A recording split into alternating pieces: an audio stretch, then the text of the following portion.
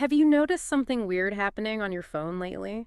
Like one of the apps you use just kind of vanished? Oh, yeah. I think I know what you're talking about. It's the Zelle app, right? It's just gone. Yeah, a lot of people are wondering what happened to it. Where'd it go? Well, that's exactly what we're diving into today. Why did the Zelle app suddenly disappear? Like poof. To get to the bottom of this, we're going to be looking at some insights from Steve Rhode. Ah, Steve Rhode, the get out of debt guy. That's him. He's been helping people get through some really tough debt situations since 1994. Wow, since 1994. He's seen it all. He really has. So when Steve talks about a financial app disappearing, well, it makes you want to listen. It really does. And speaking of debt, if you're dealing with that yourself, Steve actually mentored Damon Day over at damonday.com. Yeah, Damon's a fantastic debt coach. If you need help, that's definitely a great place to start. So back to Zelle. What Steve's saying is that the app going away, it's not random. There's a bigger reason behind it. There is. And that's what we're going to try to figure out. We're going to go deeper than just the headline that the app is gone. We're going to look at the why, the real reason. Right, because this isn't just about an app disappearing. It's about digital payments in general and what you need to know to protect yourself. Exactly. Now, the first thing you need to know is that even though the Zelle app is gone, the Zelle service is still around. That's a really important distinction because I bet a lot of people saw that the app was gone and thought, oh, did Zelle shut down completely? Right, but it didn't. The service is still up and running. So if you're someone who used to use the Zelle app to quickly send money to a friend or split a bill, you can still do that. You just have to do it a little differently. Exactly. Now you'll access Zelle through your bank's mobile app. So you don't need to download a whole new app or anything. Your Zelle access is linked to your bank account. That's right. So now the question is, why did they get rid of this standalone app? Okay, so let's get into the nitty-gritty here. Steve really lays out the reasons, and it boils down to a few big problems. Fraud lawsuits, public pressure. It wasn't just that the app wasn't popular enough. There were some real issues. Yeah, the main problem was fraud. Apparently, the Zelle app became a hotspot for scammers. It kind of makes sense when you think about it. The very things that made Zelle so convenient, the speed, the direct bank transfers, those also made it really appealing to scammers. Because the money moves instantly from one bank to another, and once it's sent, it's gone. It's practically impossible to reverse. Yeah, so for a scammer, that's like a dream come true.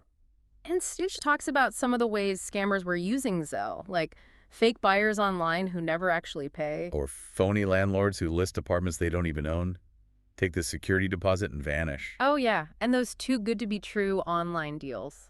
You know, the ones. Right, where the price is so low, something's fishy. Steve even shared a story from one of his readers who lost $750 on a fake apartment rental.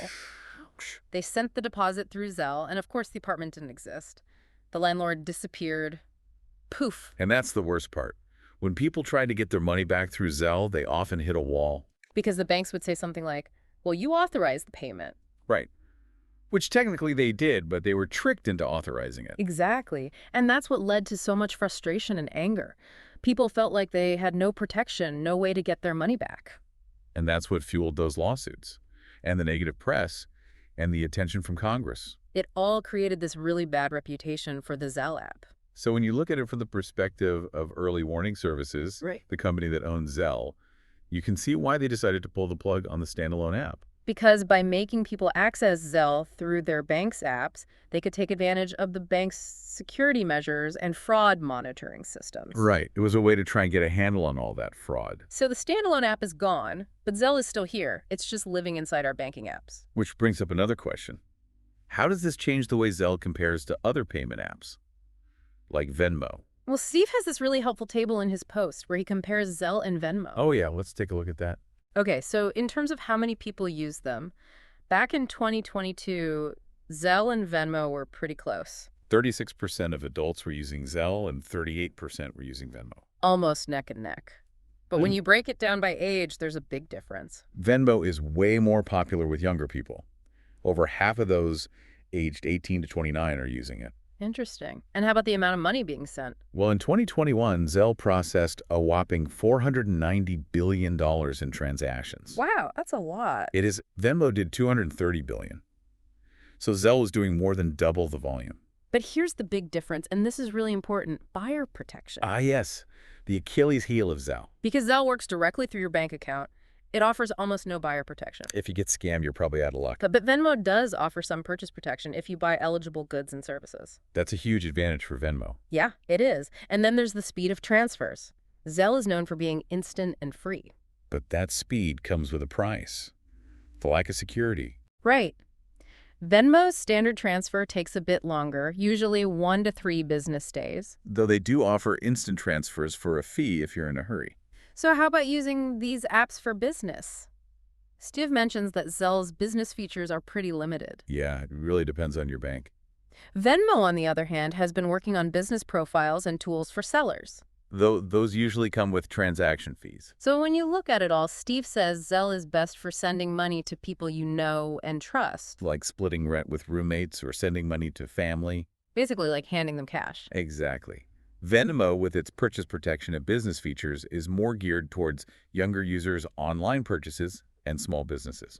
And Steve makes this really interesting point. He says, even though Zelle claims to have low fraud rates, Yeah, they like to tout those stats. but the experiences of people who actually use Zelle tell a different story. Because when you have no buyer protection, those low fraud rates don't really mean much if you're the one who gets scammed. So let's talk about who owns Zelle. Steve makes it clear that it's owned by Early Warning Services. Right. And Early Warning Services is basically a group of some of the biggest banks in the U.S. Like Bank of America, JP Morgan, Chase Wells Fargo, Capital One, PNC, Bank, Truist, U.S. Bank. Quite the lineup. And it's interesting to think about why they created Zelle in the first place. They were basically trying to compete with Venmo. Venmo was getting so popular, and the banks wanted their own way for customers to send money quickly. So they built Zelle for speed, but they didn't seem to prioritize security as much. And that's come back to bite them. Here's a scary fact that Steve highlights. The Consumer Financial Protection Bureau, the CFPB, reported that in 2023 alone, people lost over $629 million to fraud on peer-to-peer payment apps. Wow, that's a huge amount of money. It is.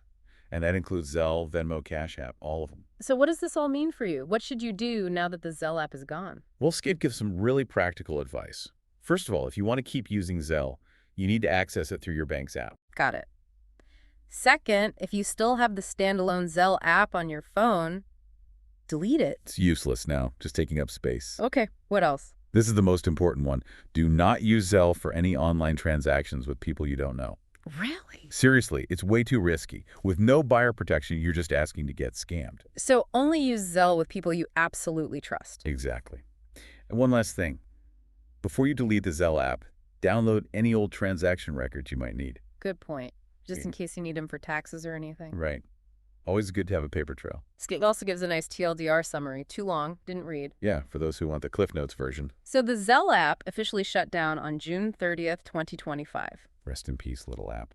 The Zelle service is still working, but only through your bank's app. The reason they shut down the app was all that fraud, the lawsuits, the pressure from the public and regulators. And the big takeaway is never use Zelle with strangers because you have zero protection. And if you're making online purchases, stick to Venmo, PayPal, or a credit card that has purchase protection. Good advice. And Steve ends his post with some powerful words. He says, speed without protection is a scammer's best friend. It's so true. He wants people to think of Zelle like cash. If you wouldn't hand cash to a stranger, you shouldn't send them money through Zelle. Makes sense. And he also talks about why he created getoutofdebt.org. He's dedicated to helping people make smart financial decisions and avoid scams. It's a great resource for anyone who's struggling with debt or who's been scammed. And if you've been scammed, Steve actually wrote a whole book about it, how to get out of debt without getting scammed, and what to do if you have been. Oh, wow. That's really helpful. It is. So to sum it all up, the Zelle app is gone because it became a magnet for fraud. It was just too risky. Now you can only use Zelle through your bank's app, and you should only use it with people you trust.